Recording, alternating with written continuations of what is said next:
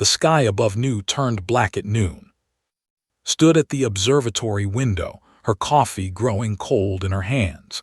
She had come to this farming colony 5 years ago to study alien plant life. She had never expected to watch the end of the world. The ships descended through the clouds like a swarm of insects. There were hundreds of them, maybe thousands. They blocked out the sun and cast shadows across the golden wheat fields that stretched to the horizon. "They found us," whispered standing beside her. "How did they find us?" Nobody answered, nobody knew. The colony of New sat on a small planet called Seven, far from Earth and far from the main trade routes of the Galactic Concord.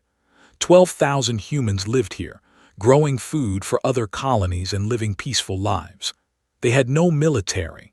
They had no weapons bigger than hunting rifles. They were farmers and scientists and families who wanted a quiet life among the stars. They did not care about any of that. The first bombs fell on the eastern settlements, watched pillars of fire rise into the sky. She heard the screams through the communication channels before they went silent, one by one. Burst through the door. He was a tall man with tired eyes. 20 years ago, he had been a soldier on Earth. Now he was just the colony's security chief, a job that mostly meant settling arguments about water rights and chasing away wild animals. "Everyone move to the bunkers," he said. His voice was calm, but his hands were shaking. "Now, right now, leave everything." The bunkers were old mining tunnels beneath the colony. They had been built when the first settlers arrived, meant to protect them from storms and earthquakes. Nobody had ever imagined they would need protection from this. Grab's arm and ran. The streets were chaos. People screamed and pushed and fell. Children cried for their parents. Somewhere behind them, buildings exploded. The ground shook so hard that stumbled and nearly fell. She saw for the first time as she ran past the market square. It was tall, almost 3 meters, with a body covered in dark plates like armor. It had too many legs and too many arms and a head that was just a cluster of black eyes above a mouth full of teeth. It moved fast, faster than anything that big should move. It grabbed a man who was running too slowly, did not look back to see what happened next. She did not need to. The sound was enough.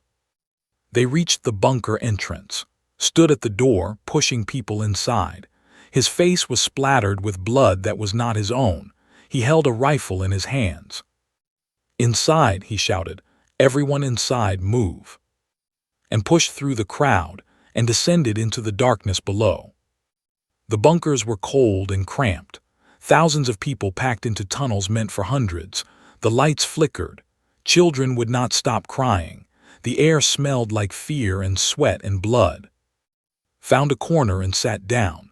Her legs would not hold her anymore. Sat beside her, holding her hand tight. "We need to call for help," said. "The Concord will send ships.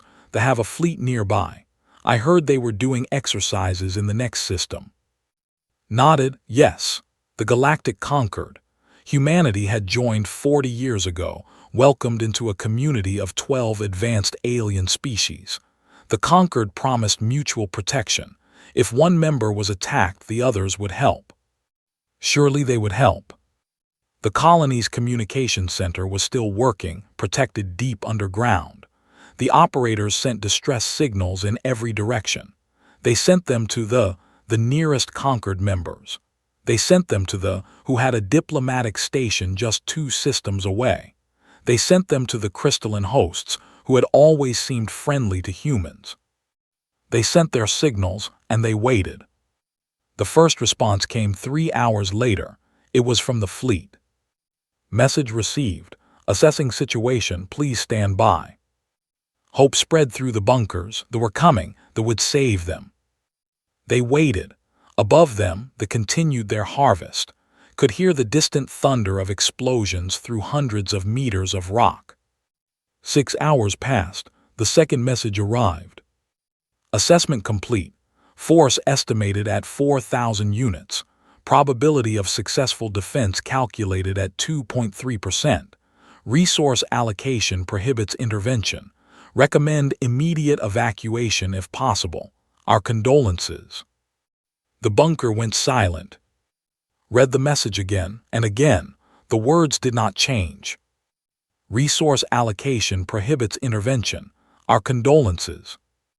They were not coming.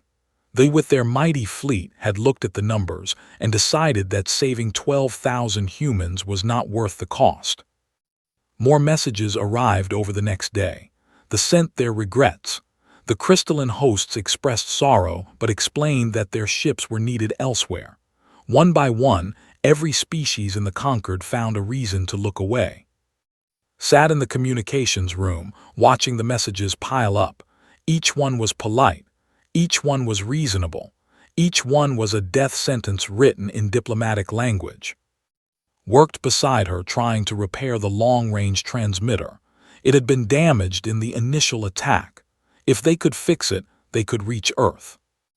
"Earth is 8 months away," said quietly. "Even if they send help immediately, we will be dead long before they arrive." Did not stop working. Then we survived for 8 months. Old Doctor entered the room. He was 70 years old with white hair and gentle hands. He had been treating the wounded without rest since the attack began.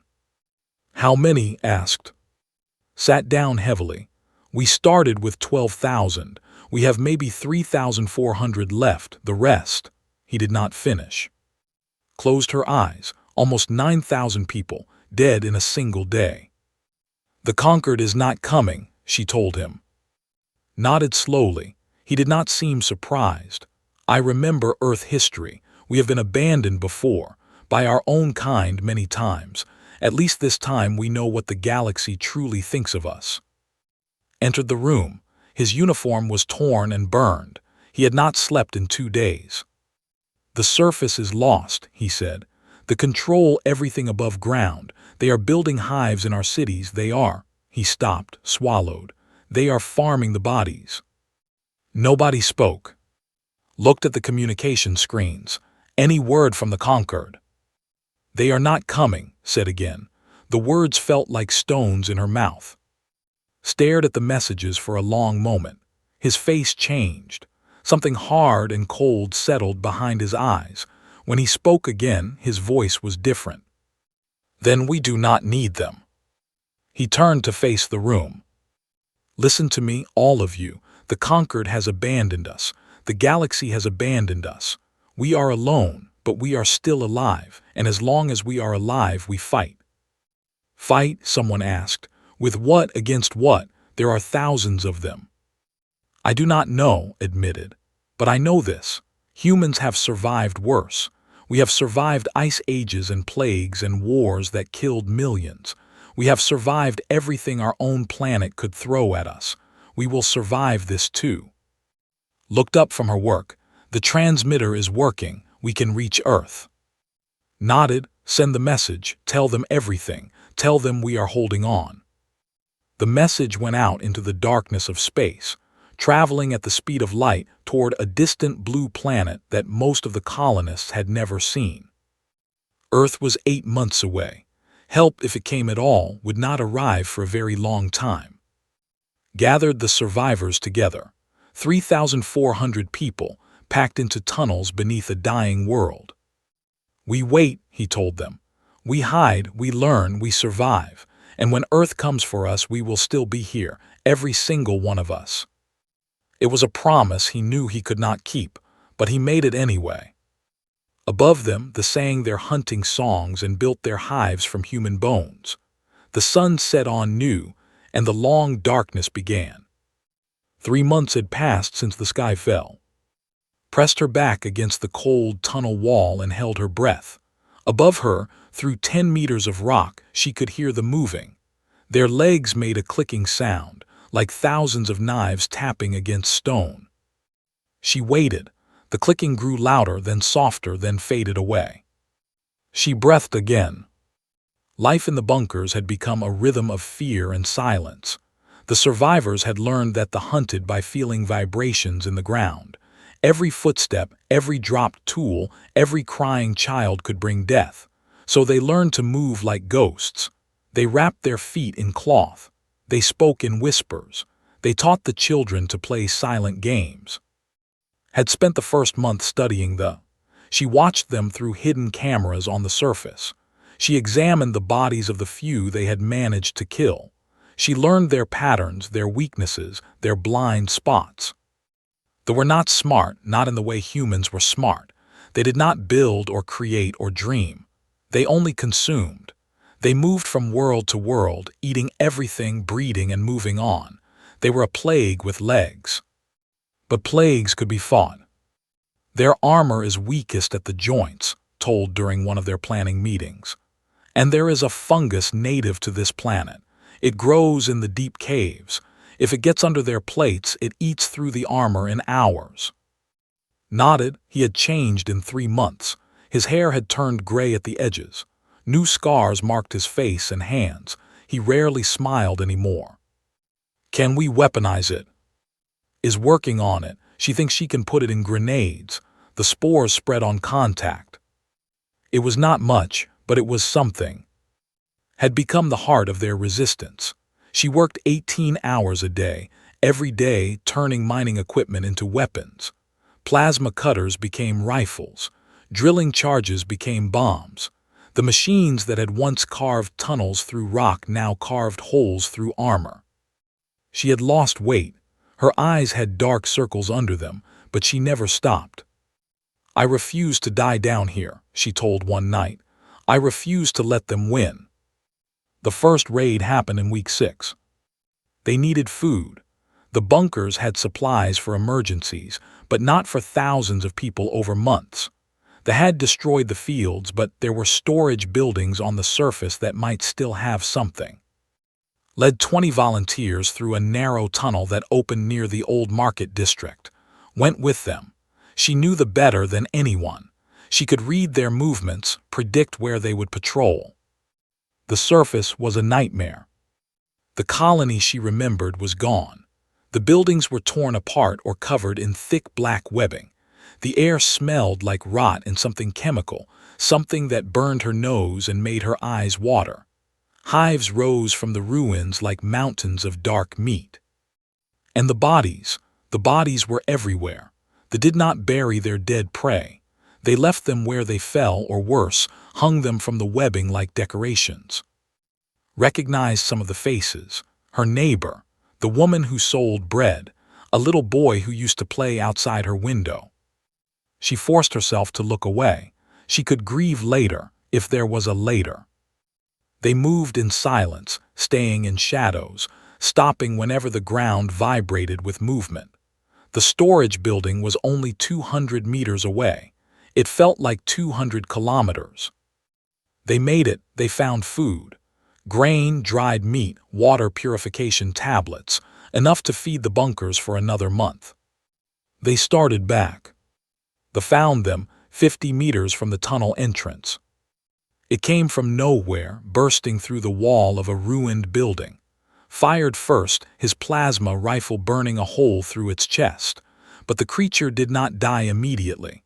It kept coming, its claws reaching for them. 3 people died before they brought it down. 3 more died when its screams brought others. 12 people went back into the tunnels. Only 8 returned. Did not speak for 2 days after that. But they learned. Every raid, every death, every mistake taught them something. They learned to use the planet's earthquakes to mask their movements.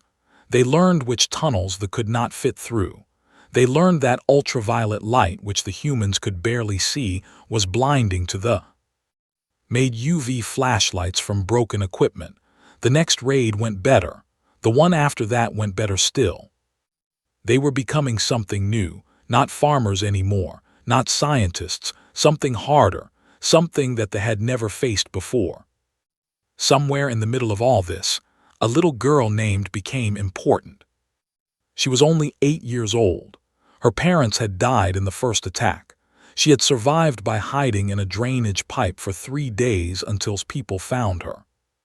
She never cried. That was the first strange thing about her. She had watched her world end, but she never cried. She was small, smaller than other children her age. She could fit through ventilation shafts and cracks that no adult could pass. She became their messenger, carrying information between bunker sections when the communication lines failed. The survivors started calling her Little Ghost. "Are you afraid?" asked her one day. Thought about it seriously. "Yes, but being afraid does not help, so I do things anyway." She was 8 years old. She understood something that many adults never learned.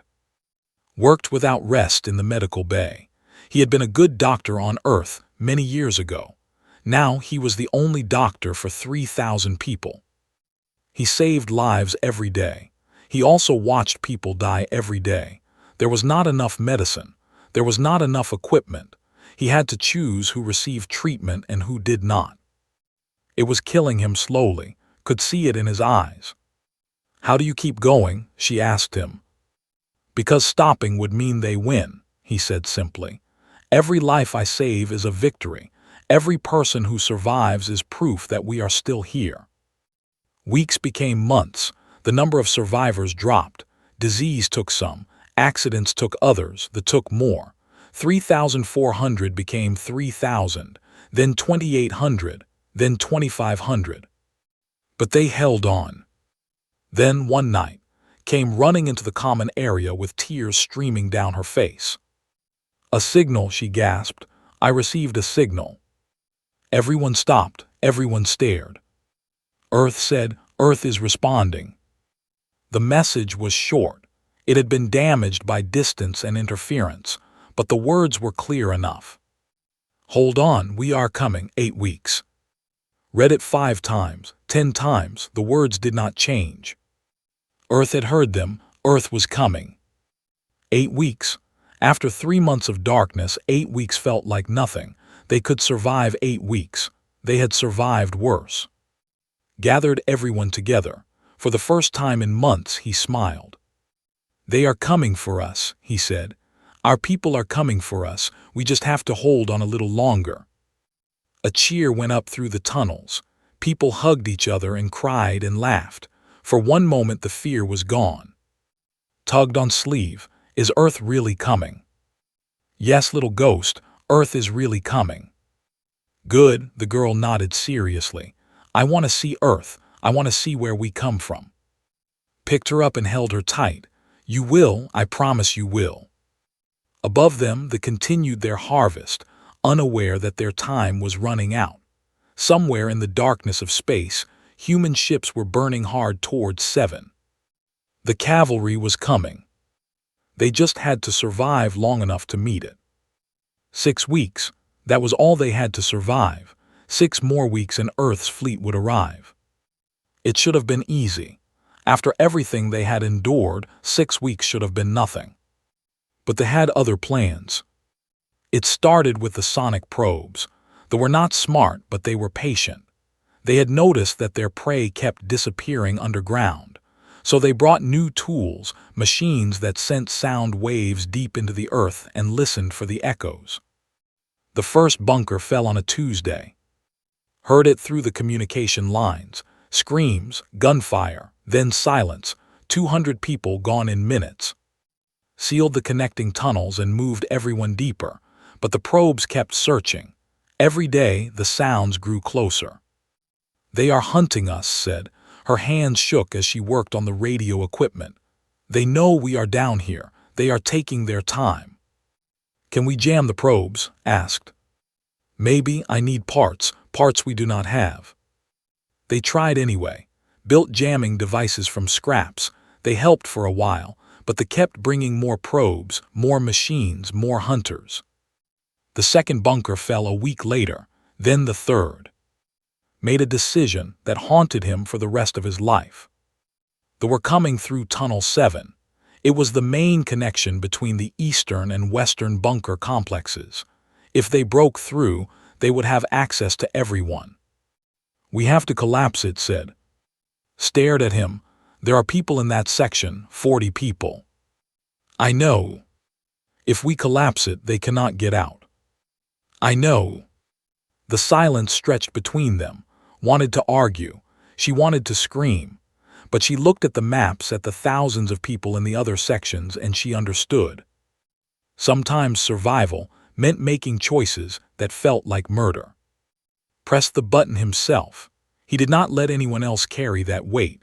The tunnel collapsed in a roar of dust and stone. The 40 people on the other side never made it out. He did not sleep that night, or the night after. When found him in the darkness, he was sitting alone, staring at nothing. "They trusted me," he whispered.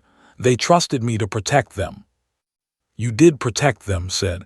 "You protected all of us. By killing 40 people. By saving 2,000. He looked at her with eyes that were very old. "Is that how we count now? Bodies against bodies, mathematics of death?" Had no answer. There was no answer.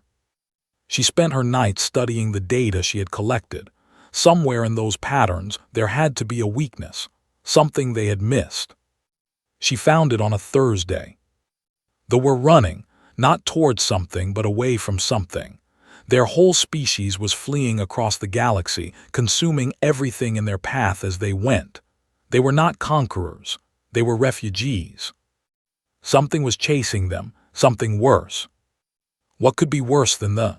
Asked when showed her the data. "I do not know, but it is out there, and it is coming." They did not have time to worry about future threats. The present was trying hard enough to kill them.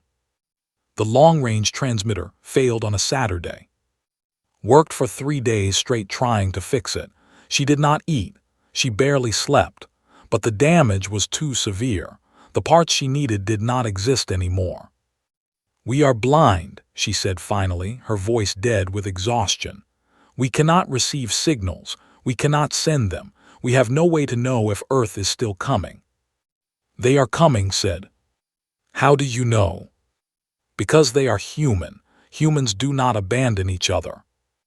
Laughed. It was not a happy sound. The conquered would disagree. "The conquered is not human." The pushed closer every day. The survivors retreated section by section, tunnel by tunnel. 2,500 became 2,200, then 2,000, then less. Stayed behind during one evacuation. They were moving people from the medical bay to a deeper bunker. They were close. Everyone could hear them scratching at the walls. "Go told, get them out. You have to come too.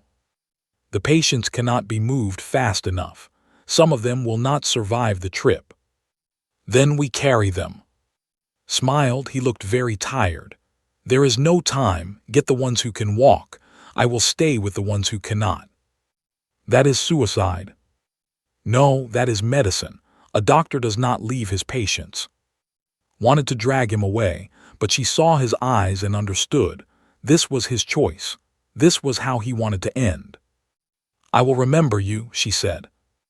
"Remember all of us. Remember what we survived. And when you get home, tell them we never gave up." Led the walking patients out through the back tunnels. Behind her, she heard talking calmly to those who remained. Then she heard the breakthrough. She did not look back.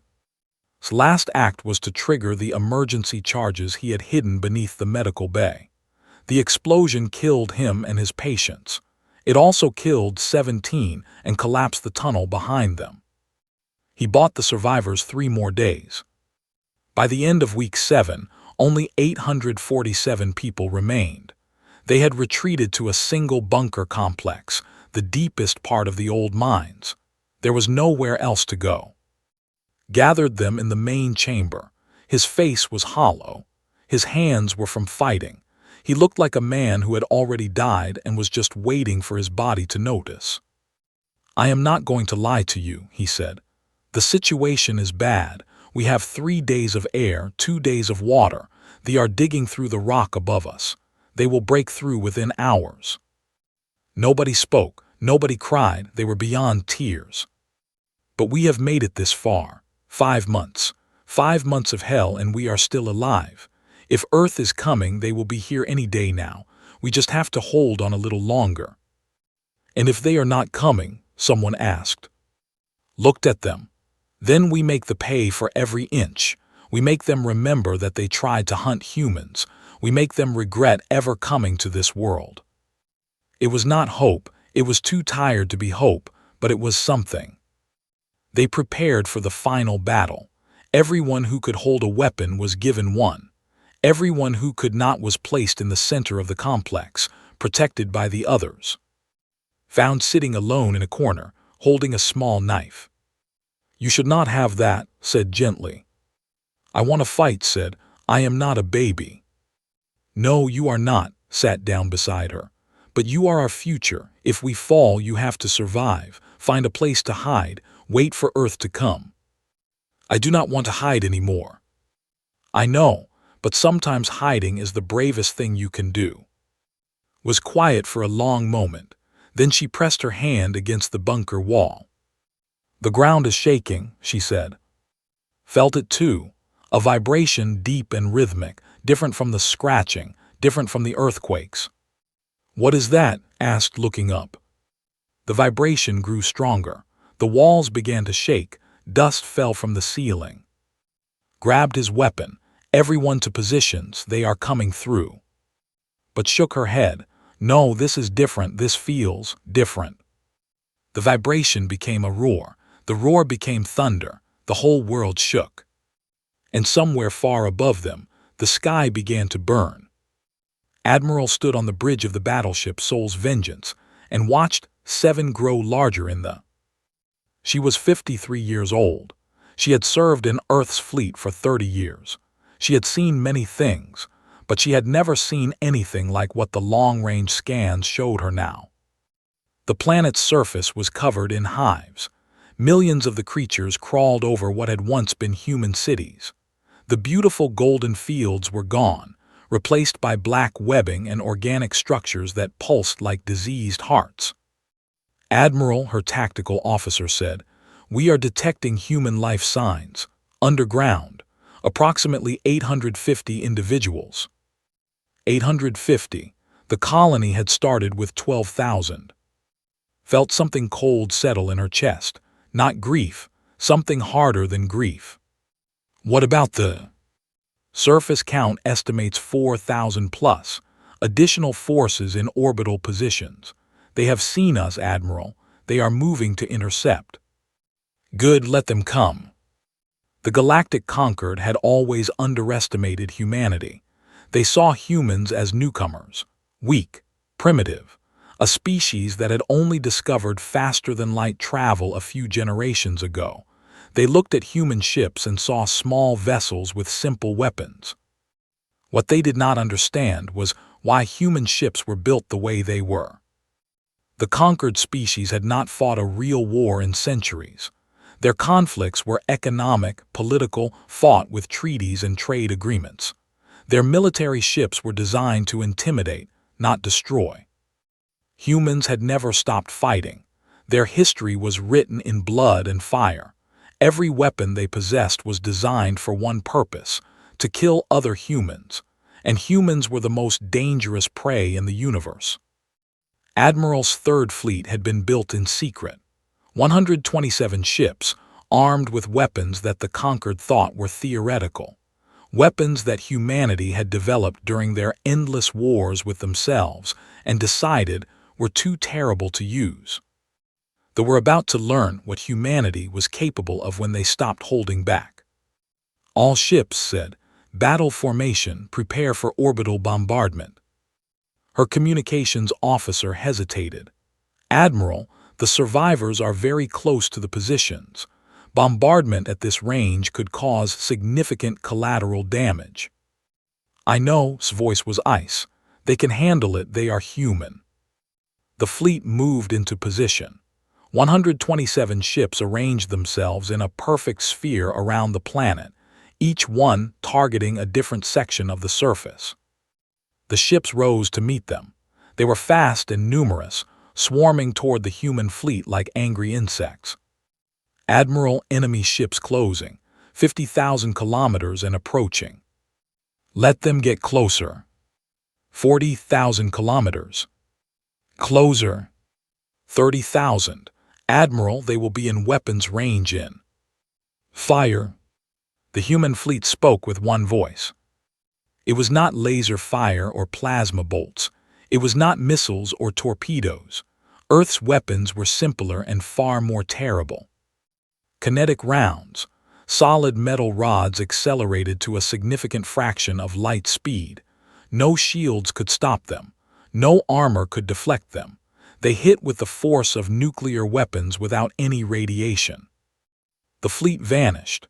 One moment they were there, thousands of ships rushing to defend their conquest. The next moment they were expanding clouds of gas and debris. Enemy fleet destroyed, the tactical officer reported. His voice was shaking. All targets eliminated, 0 survivors. The battle had lasted 8 seconds, but was not finished. Begin orbital bombardment. Target all hive structures. Danger close to the human position. I want precision strikes. Nothing survives on that surface. Admiral, the survivors will feel the impacts. They will be scared. They will wonder if we are trying to kill them along with the turn to face her bridge crew. But they will understand. They have survived 5 months of hell. They know what it means to fight. They will know that this destruction is their salvation. The bombardment began. Far below, in the deepest bunker on 7, the world ended again. Held as the walls shook. The sound was beyond thunder, beyond earthquake, beyond anything she had ever experienced. It was as if the entire planet was being torn apart. "What is happening?" screamed over the noise. Stood at the bunker entrance, his weapon raised, ready to fight whatever came through. But nothing came. The that had been digging through the rock above them were gone. The scratching had stopped. I think they came, I think Earth came. The bombardment lasted for 3 hours. Every hive was targeted. Every concentration of the creatures was struck. The beautiful world of 7 was transformed into a landscape of craters and fire. In the bunker, the survivors held each other and prayed. The impacts grew closer, then farther, then closer again. They could not see what was happening. They could only feel the world shaking and trust that whoever was doing this knew they were down here. Then suddenly silence. The shaking stopped, the thunder faded, an impossible quiet settled over everything. "Is it over?" someone whispered. Pressed his ear against the bunker door. "I do not hear anything. No, nothing." "Should we go out?" Before anyone could answer, the communication system crackled to life. It had been dead for weeks, damaged beyond repair. But now a voice came through, clear and strong. "Attention survivors of Nu. This is Admiral of the Earth Defense Fleet. They have been eliminated. I repeat, they have been eliminated. Please respond." Nobody moved, nobody breathed. Then lunged for the microphone. "This is Nu, we hear you, we are here. Oh God, we are here." "Confirmed, Nu. Rescue shuttles are descending now. Prepare for evacuation." Started crying. She could not stop. The tears came from somewhere deep inside her, from 5 months of fear and pain and loss. She held and cried and laughed at the same time. Walked to the bunker door. His hands were shaking as he entered the code to open it. The massive metal barrier began to rise. Light poured in. Real sunlight, the first they had seen in months.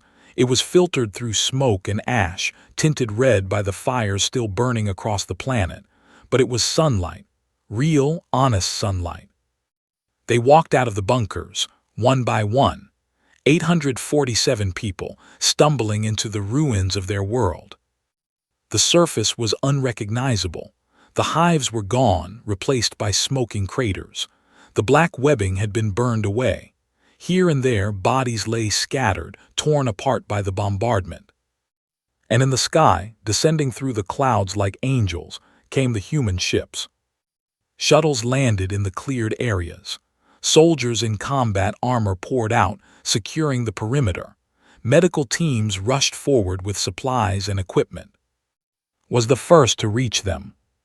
She ran across the scorched earth, her small legs carrying her toward the nearest shuttle. A soldier knelt down to meet her, and she threw her arms around him. "You came," she said. "You really came." "Of course we came," the soldier said. His voice was rough with emotion. "We are human. We do not leave our people behind." Found Admiral standing near one of the shuttles, watching the evacuation. The Admiral was tall, with gray hair pulled back severely and eyes that had seen too much. Admiral said, I am a. I know who you are. We received your transmissions. Your information about them was invaluable. The Conquered abandoned us, all of them, every species we thought were our allies. Nodded slowly, yes, they did. Why, we did everything right. We followed their rules. We joined their coalition. We trusted them. The Admiral was quiet for a long moment. Because they are not us. They calculate risk and reward.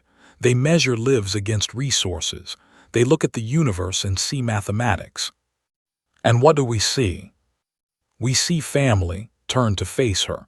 Every human life matters to us, not because it makes logical sense, not because it is efficient, but because we cannot be otherwise. It is who we are. Looked back at the survivors being loaded onto shuttles. Broken people, wounded people, people who had lost everything, but alive, still alive. Thank you, she said. Thank you for coming. Do not thank me yet. His expression was grim. Your research showed us something important, that we're running from something. That something is still out there, and it will find the Conquered eventually. What will we do? We will prepare, and when it comes we will fight, because that is what humans do. The last shuttle lifted off from 7, as the sun set over the ruined world. 847 survivors rose into the sky, leaving behind the graves of 11,000 friends and family. They did not look back. There was nothing left to see. But they carried the memory with them. The memory of the silence when the Conquered abandoned them. The memory of the thunder when Earth arrived. The galaxy had taught humanity an important lesson. Now humanity would teach the galaxy one in return. The message arrived at every diplomatic station, every military command, every inhabited world in the galactic Conquered. It was broadcast on all frequencies, in all languages, impossible to ignore. Admiral stood before the camera on her bridge, still in orbit around the burned world of 7. Behind her, through the planet turned slowly, its surface by craters and fire. She spoke calmly, clearly, without emotion. That made her words all the more terrible. To the who heard our cries and calculated that our lives were worth less than your ships. To the who sent your regrets while our children were slaughtered. To the crystalline hosts and the collective and every other species that watched our colony burn and decided it was not your problem. She paused. We needed you. You were not there. We will remember. The galaxy held its breath. You taught us something important. You taught us what the Conquered truly means. You taught us that all your treaties and promises and assurances of friendship are worth nothing when the cost becomes real. Admiral leaned forward slightly. Her eyes burned. So let me teach you something in return. When your worlds burn, when your children scream for help, when you send your desperate signals into the darkness, remember this day. Remember that you showed humanity what you truly are. She smiled. It was not a kind smile. And know this, unlike you, when we hear those screams, we will answer. Not because you deserve it. You do not. But because we refuse to become what you are. We refuse to let the universe make us cold. We refuse to count lives like coins. We will come for you when you are helpless. We will save your people when you cannot save yourselves. And we will do it knowing that you would never do the same for us. She straightened. That is the difference between us. That is what makes us human. Remember it. The message ended, but its echo would last forever. 6 months later, the survivors of New arrived on Earth. Stood at the window of the transport ship and watched the blue planet grow larger. She had never seen Earth before. She had been born on a colony world, raised among the stars. But somehow, looking at that blue marble floating in the darkness, she felt like she was coming home. The reception was overwhelming. Millions of people lined the streets as the survivors walked through the cities. They threw flowers and cheered and cried. Complete strangers hugged them and thanked them for surviving. "I do not understand," said, bewildered by the crowds. "We did not do anything special, we just did not die." "That is special," told her. "To them we are proof that humans can survive anything, proof that we never give up." The survivors became symbols. Their faces appeared on news broadcasts and in history books. They gave speeches at universities and military academies. They told their story again and again until the words felt worn and empty. But they never forgot. None of them ever forgot. Joined Earth's new colonial defense force. He trained the soldiers who would protect humanity's settlements across the galaxy. He taught them everything he had learned in the bunkers of Seven. "The universe does not care if you live or die," he told his students. "The galaxy is full of species that will watch you burn and send their condolences. You cannot rely on anyone but yourselves, but that is enough. That is always enough, because you are human and humans do not surrender." His students went on to found new colonies, to explore new worlds, to push humanity's reach further into the stars. They carried his lessons with them. Returned to engineering. She helped design the next generation of human warships, vessels bigger and more powerful than anything the conquered had ever seen, weapons that could crack planets and burn fleets from the sky. "We are not looking for war," she explained when critics questioned her work. "But we will never be helpless again. We will never wait for rescue that does not come. We will save ourselves." Her ships were called the Remembrance class. Each one was named after someone who died on Seven. His name was on the largest medical frigate in the fleet. Continued her research. Her work on the had revealed something important, the greater threat that had driven the creatures across the galaxy. She spent years gathering data, analyzing patterns, preparing for what was coming. She called it the Devourer. It was not one species but many, merged into a single consuming intelligence. It had been moving through the galaxy for millions of years, absorbing everything in its path. They had been fleeing from it for centuries. And now it was heading toward conquered space. The conquered species finally reached out to humanity. Their messages were humble, apologetic, full of offers of alliance and support. "We understand now," the ambassador said. "We made a terrible mistake. We hope you can forgive us." Earth's response was polite but cold. "Forgiveness is possible. Trust must be earned." They waited. The Devourer arrived 3 years later. It struck the first. Their outer colonies went dark within days. Their fleet was shattered in the first engagement. Their distress signals filled every communication channel in the sector. The conquered species gathered their forces and prepared for war, but they were scared. They had not fought a real enemy in generations. They had forgotten what it meant to struggle for survival.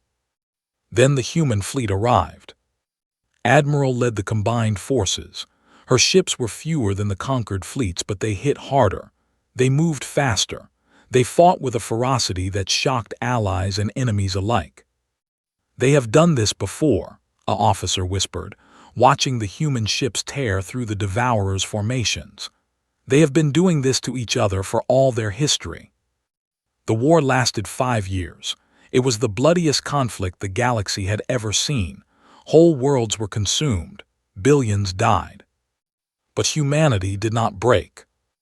When the was besieged, human ships broke through the blockade to deliver supplies. When the crystalline hosts faced extinction, human soldiers held the line while civilians evacuated. When the Council was captured, human commandos launched a rescue mission that should have been impossible. Again and again, humanity answered the call. Not because they had forgotten the betrayal, not because they had forgiven, but because they refused to become the cold, calculating species that had abandoned them. Served on a hospital ship near the front lines. She treated soldiers from every species. speaking soft words in languages she barely understood, holding hands with creatures that did not have hands. One day, a dying officer grabbed her arm. His eyes were filled with wonder and confusion. "Why?" he asked. "Why do you help us? We left you to die." Thought about the bunkers, about staying behind with his patients, about collapsing tunnels to save the greater number, about running through the darkness, carrying hope between the survivors. "Because that is not who we are," she said simply. "We are not you." The officer died with those words in his ears. The Devourer was finally defeated at the Battle of Saul. The combined fleets of humanity and the conquered made their last stand at Earth itself. It took 3 days and cost half the human fleet, but the enemy was broken. When it was over, Admiral stood on the bridge of her battered flagship and watched the remains of the Devourer burn in the light of Earth's sun. "Is it done?" her first officer asked. "This enemy is done," replied, "but there will be others, there always are. And we will fight them too." "Yes, we will fight them too." Years later, Satwith on a hill overlooking the memorial to Nu.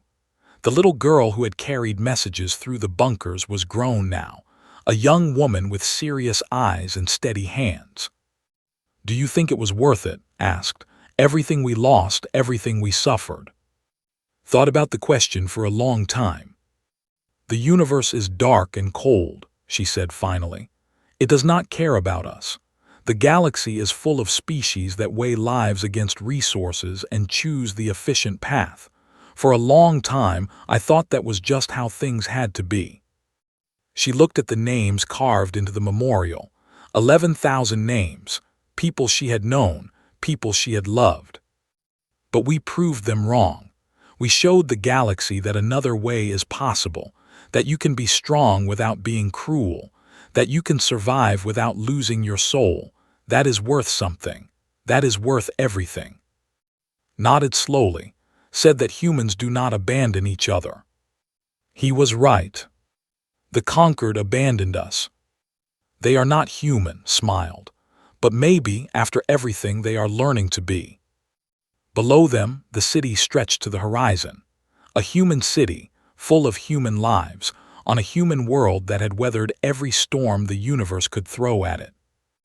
And somewhere out there, among the distant stars, other species looked at humanity and no longer saw a weak, primitive race. They saw something else entirely. They saw hope. They saw wrath. They saw a species that had been abandoned by all, saved by nothing but their own relentless refusal to die. And they remembered. The galaxy would always remember.